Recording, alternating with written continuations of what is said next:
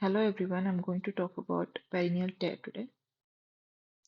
So the most common cause of perineal tear is traumatic PPH.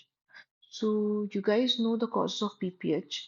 There are four causes mainly: atonic PPH, traumatic PPH, and one due to tissue, that is because of the retained bits of placenta, and then there is thrombin. So the most common cause of PPH, as you know, is atonic PPH because the uterus will be flabby. The fundus of the uterus won't contract. So there is bleeding from the genital tract, okay, from the uterus.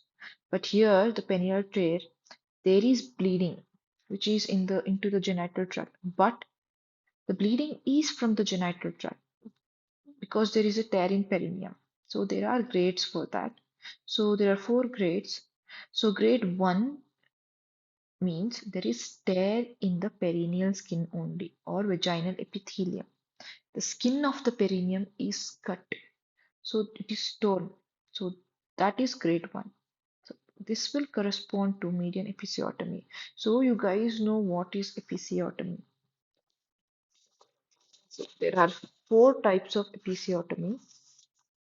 First of all, episiotomy, it is a surgically planned incision on the perineum and posterior vaginal wall, which is done in the second stage of labor. It's also called as perineotomy, and you should do it at the time of crowning or just prior to the crowning, when at least 3 to 4 centimeter of the head of the fetus is visible.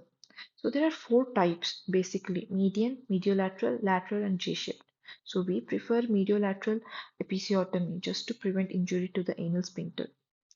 So this corresponds to median episiotomy. Grade 1 corresponds to median episiotomy. Grade 2, skin is over. Next, muscles. Perineal muscles. If the perineal muscles are torn, then it is grade 2. It corresponds to mediolateral episiotomy. Like I said, the best type of episiotomy is mediolateral. So the grade 3 involves anal sphincter.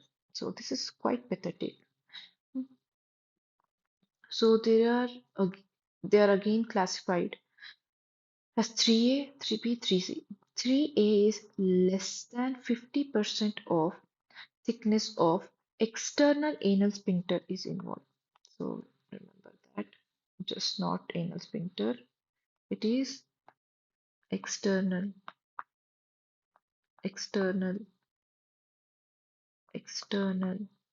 So when the anal sphincter, external anal sphincter is less than 50% involved, then it is 3A. If more than 50% of thickness of external anal sphincter is involved, then it's 3B. 3C is when there is tear in internal sphincter. This constitutes complete perineal tear, grade 3 and grade 4.